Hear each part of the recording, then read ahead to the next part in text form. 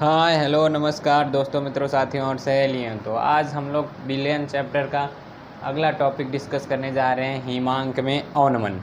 तो आइए समझते हैं हिमांक किसे कहते हैं। देखिए, वह ताप जिस पर कोई द्रव ठोस में बदल जाए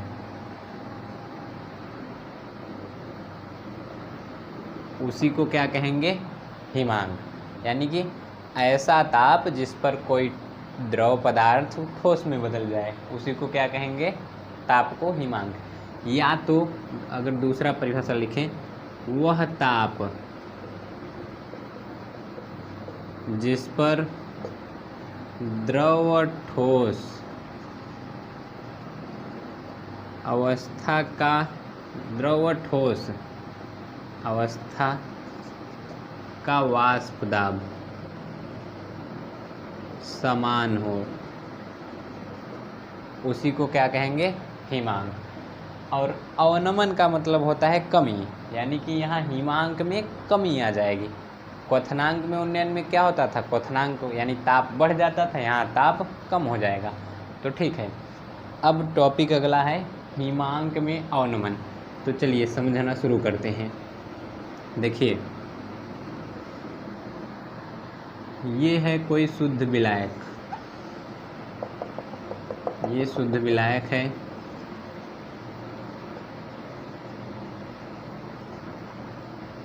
और इसका जो ताप है वो है TF0। अब इसी में हम मिला दिए अवाष्पशील विलेय,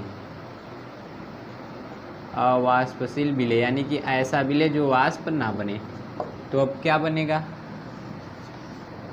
ये विलयन बना। अब इसी में अवाष्पशील विलेय भी है, तो ये है विलयन और इसका ताप है TF यानी कि फ्रीजिंग टेम्परेचर। ठीक, तो देखिए परिभाषा क्या लिखेंगे?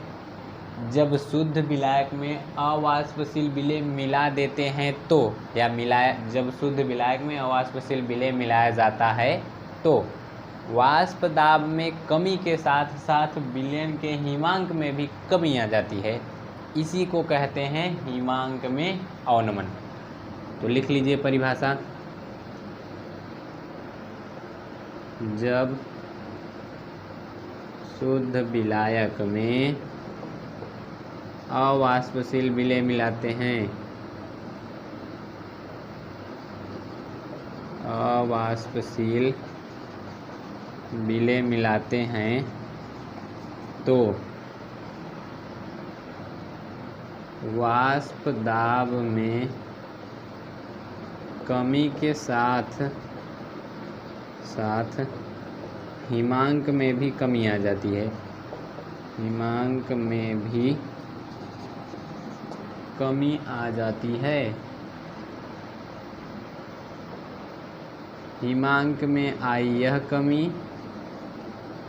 हिमांक में आई यह कमी हिमांक में अवनमन कहलाती है, हिमांक में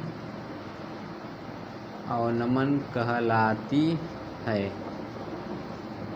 ठीक, देखिए हिमांक में अवनमन को प्रदर्शित करते हैं डेल TF से। तो डेल TF बराबर क्या हो जाएगा? जो ज़्यादा है कम वाला उसमें से घटा दें तो जो बचेगा वही कहलाएगा हिमांक में अवनमन। इसका ताप है ज़्यादा यानी कि TF0 माइनस कर दें TF, यही क्या है? हिमांक में अवनमन। देखिए, ये है शुद्ध विलायक का ताप यानी हिमांक, और ये है विलयन का हिमांक। तो शुद्ध विलायक के हिमांक में से विलयन का हिमांक घटा दिए तो क्या मिल गया? दोनों का या हिमांक में अवनमन। ठीक, तो अब देखिए स्क्रीनशॉट लेते चलिए। अब इसी का हम देखते हैं, ये जो हिमांक में अवनमन है ये मोललता के समानुपाती होता है। उसी तरह जिस तरह क्वथनांक में उन्नयन वाला था, तो वो भी और ये भी दोनों मोललता के होते हैं समानुपाती। तो देखिए क्या मिला, डेल टी एफ बराबर T F not minus T F, एक तो ये मिला। अब ये जो डेल टी एफ है ये होता है मोललता के समानुपाती, यानी मोललता स्मॉल एम। तो चूँकि मोललता बराबर होता है स्मॉल डब्लू गुणे 1000 बटे कैपिटल एम गुणे कैपिटल डब्लू। इसको मान लें समीकरण 1, इसको मान लें समीकरण 2। तो समीकरण 1 व 2 से क्या होगा, डेल टी एफ समानुपाती स्मॉल डब्लू गुणे 1000 बटे कैपिटल एम कैपिटल डब्लू। अब जैसे ही समानुपातिक चिन्ह हटाते हैं एक ठो स्थिरांक आ जाता है। तो डेल टी एफ बराबर स्मॉल डब्लू 1000 गुणे के एफ और इधर कैपिटल एम कैपिटल डब्लू। ये जो के एफ है ये है मोलल हिमांक स्थिरांक। के एफ बराबर क्या है, के एफ बराबर मोलल हिमांक स्थिरांक, और इसका के एफ का मात्रक होता है वही जो पीछे होता था केल्विन किग्रा पर मोल। तो अब देखिए यहाँ दो शब्द और देख लीजिए।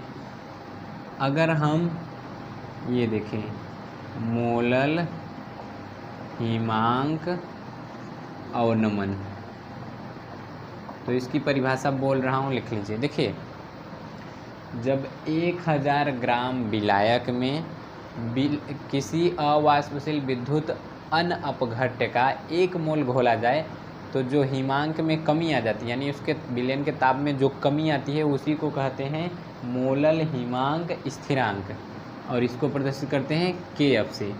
तो हो क्या जाएगा, वही वाला सूत्र, यानी कि क्या, डेल टी एफ बराबर स्मॉल डब्लू के एफ गुणे में 1000 बटे में इधर इस, अगर यहाँ से हम के एफ का मान निकालेंगे तो इन दोनों का इधर गुणा हो जाएगा, डेल टी एफ गुणे में कैपिटल एम गुणे में कैपिटल डब्लू बराबर स्मॉल डब्लू के एफ गुणे में 1000। तो ये सब इधर गुणे में इधर आएंगे तो भाग में हो जाएंगे, यानी कि डेल टी एफ गुणे में कैपिटल डब्लू कैपिटल एम और इधर स्मॉल डब्लू 1000 बराबर के एफ। तो एक ठो ये सूत्र मिल गया, एक ठो ये मिल गया और एक ठो ये।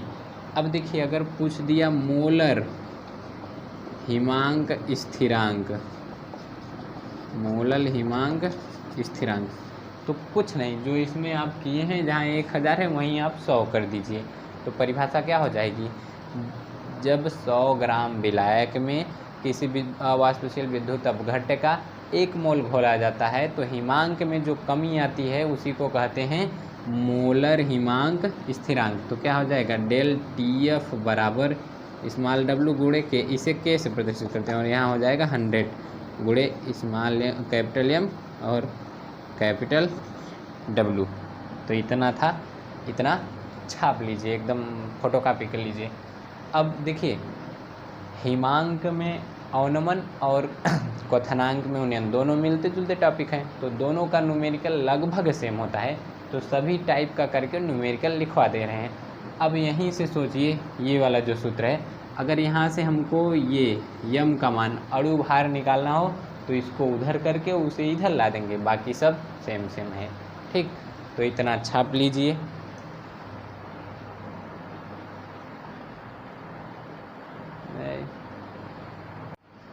तो चलिए देखिए अगला हम परासरण दाब समझते हैं। परासरण दाब समझने से पहले दो चीज़ें समझ लीजिए, परासरण और विसरण।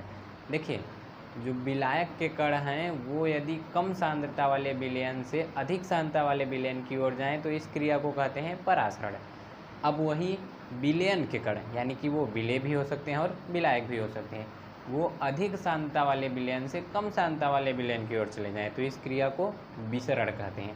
तो देखिए विलायक के कण कम सांद्रता वाले विलयन से अधिक सांद्रता वाले विलयन की ओर गति करते हैं, इसी क्रिया को कहते हैं परासरण। और इसमें क्या होगा, विलयन के कण विलयन के कण, अच्छा 1 मिनट रुक जाइए, जरा स्याही भर लें। तो चलिए देखिए, विलयन के कण या विलयन के कणों का अधिक सांद्रता से कम सांद्रता वाले विलयन की ओर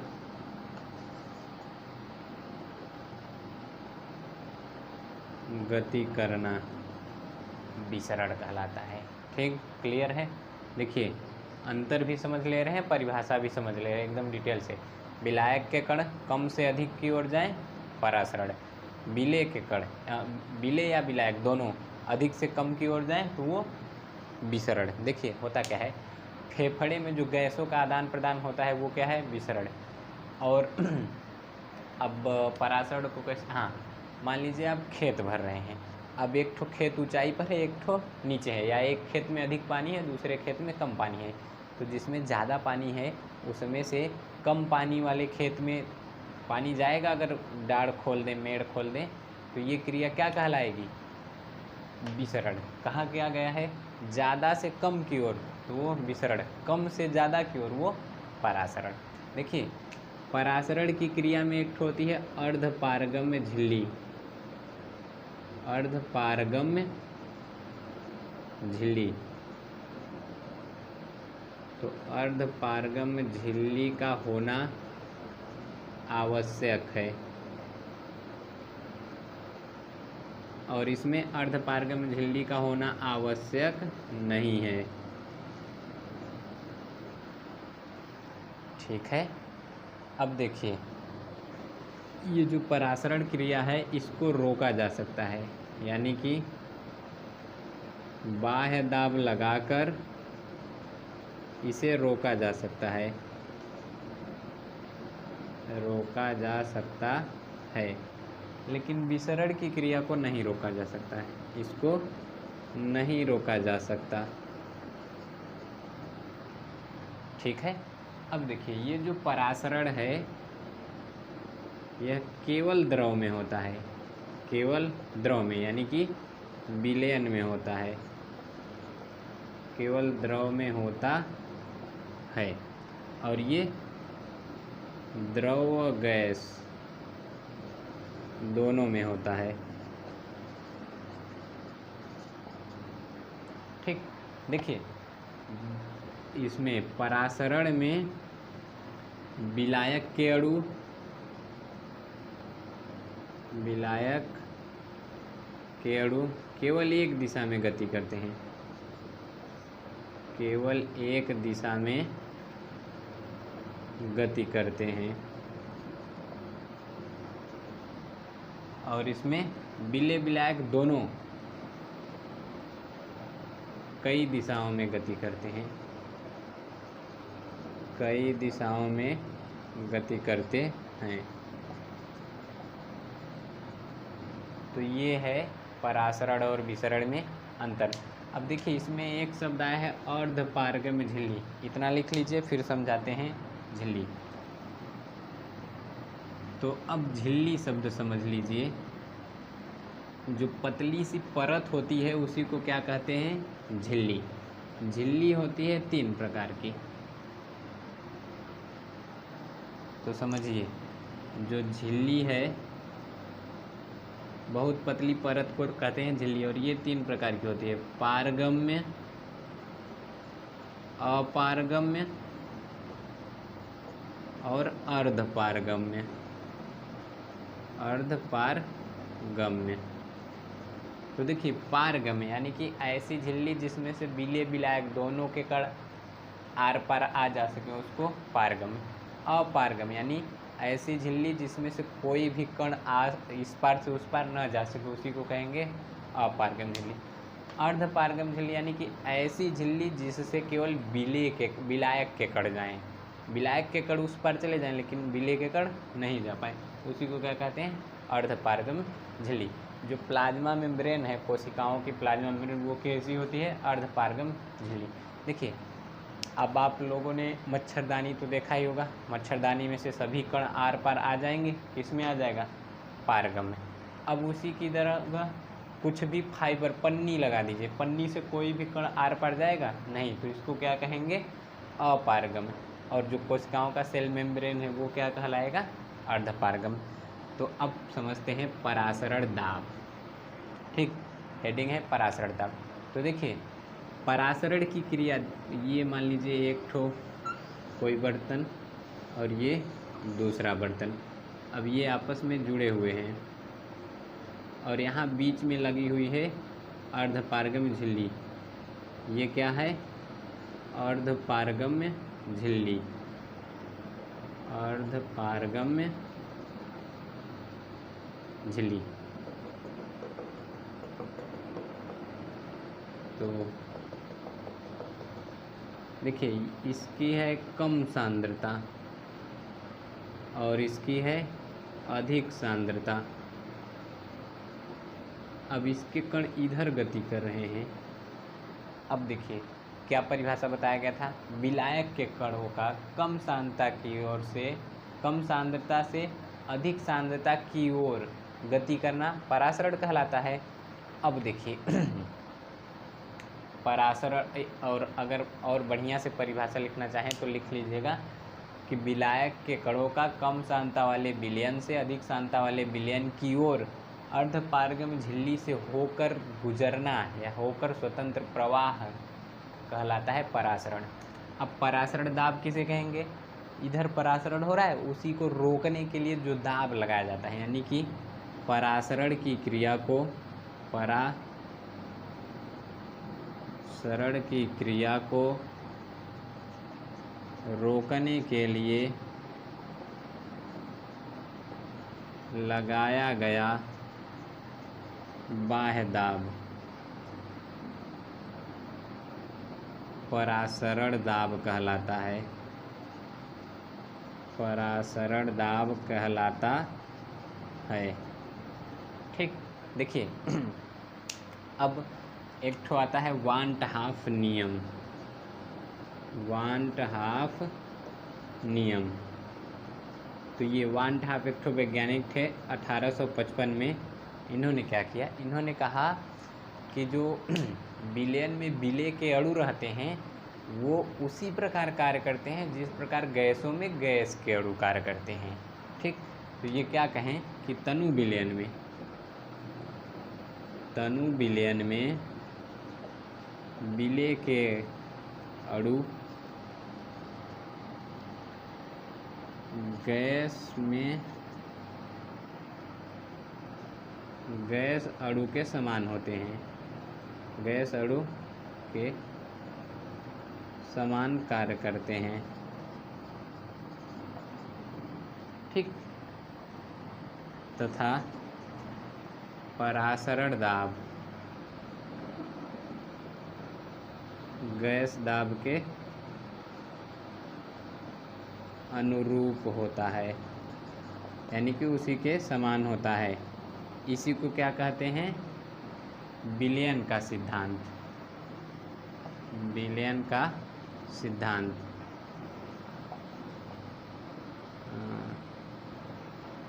ठीक, तो देखिए जो तनु विलयन, हाँ लिख लीजिए, जो तनु विलयन है उस विलयन में जो विलेय रहेंगे और गैस में जो गैस के अणु रहते हैं दोनों लगभग दोनों का गुण लगभग समान होता है, और जो परासरण दाब होता है वो गैस दाब के समान होता है। इसी को क्या कहते हैं, विलयन का सिद्धांत, या तो कह लें वान ट हाफ के विलयन का सिद्धांत। अब समझते हैं हम लोग इसको थोड़ा डेरिवेशन के हिसाब से। तो इधर छाप छुप लीजिए, मिटा देते हैं इतना।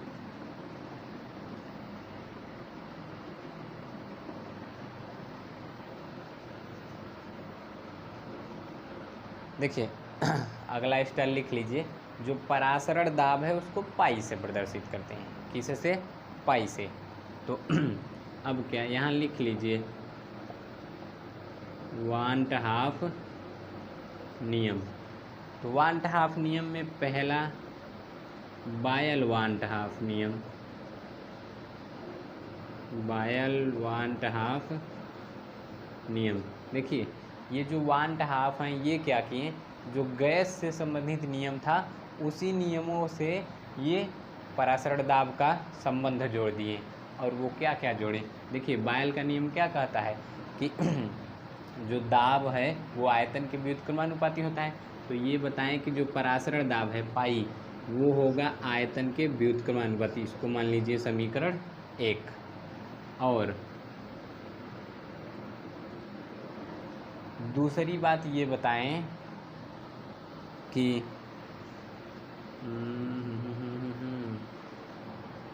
अब अच्छा यहीं से देख लीजिए, यहाँ अगर जो परासरण दाब, देखिए जो परासरण दाब है वो आयतन के व्युत्क्रमानुपाती है। अब दूसरा हम देखें चार्ल्स 1.5 नियम, तो इसमें क्या होता है, जो परासरण दाब है वो ताप के समानुपाती होता है। तो इसको मान लीजिए समीकरण 2।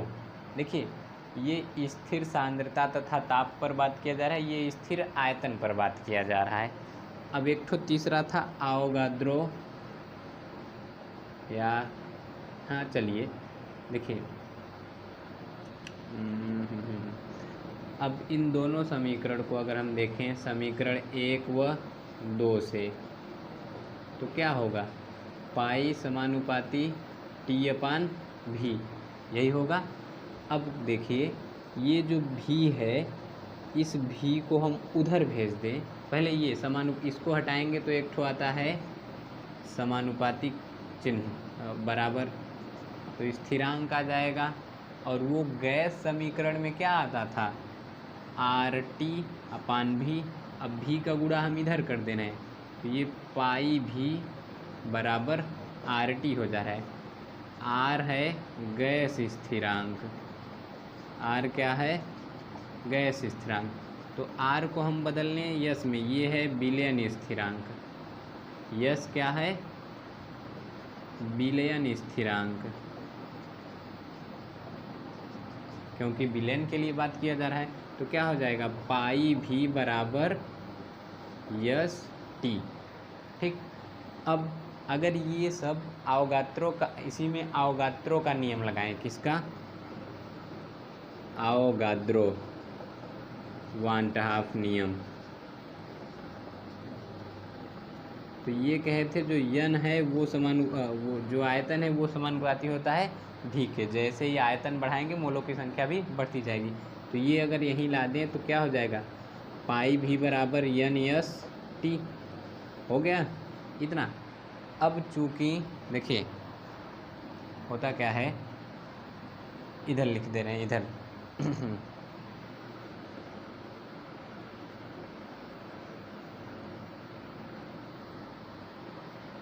हम लोग जानते हैं कि N बराबर होता है W/M। तो इसी का मान अगर इसमें रख दें तो क्या हो जाएगा, पाई V बराबर WM और इधर ST। ठीक, इतना हो गया। अगर इधर देखिए इसमें हम पाई का मान ज्ञात करें तो पाई बराबर ये हो जाएगा NST/V यहाँ। और चूँकि हम लोग जानते हैं कि C बराबर सांद्रता बराबर होता है 1/V, तो यहाँ से 1/V, यानी कि इससे अगर आगे देखें तो क्या था, पाई बराबर 1/V लिख दें और गुणे में ST, NST लिख दे रहे हैं, या तो अभी N बराबर 1 मान ले रहे हैं यहाँ इससे। ठीक, तो देखो इससे क्या लिख सकते हैं हम, ST। अब चूँकि हम जानते हैं C बराबर होता है 1/V, तो पाई बराबर क्या हो जाएगा, CST। तो ये सभी सूत्र याद रखिएगा। अगर हम यहाँ से देखें N को उधर भेज दें, M का मान ज्ञात करना रहेगा तो M को उधर भेज दें, बाकी सबको इधर ला दें, तो यहाँ वाला क्या हो जाएगा, M बराबर WST और पाई इंटू V। याद रखिए R का मान होता था, देखिए यस का मान भी R के मान के बराबर होता है, तो यानी यस बराबर क्या हो जाएगा, 0.0821 या 8.314, ये होता है यस का मान, यानी कि आर का जो मान होता था वही होगा यस का मान। तो अब ध्यान रखिए इतना आप लोग उतार लीजिए। अब इसके बाद अगला जो टॉपिक रहेगा वो न्यूमेरिकल का रहेगा, उसमें केवल न्यूमेरिकल बताया जाएगा। एग्ज़ाम में जितने टाइप के न्यूमेरिकल पूछे जाते थे वो सभी बता दिए जाएंगे और कितने टाइप के आ सकते हैं वो सब बता दिया जाएगा। तो उम्मीद है आप सभी को समझ में आया होगा। मिलते हैं अगले वीडियो में, तब तक के लिए बाय बाय।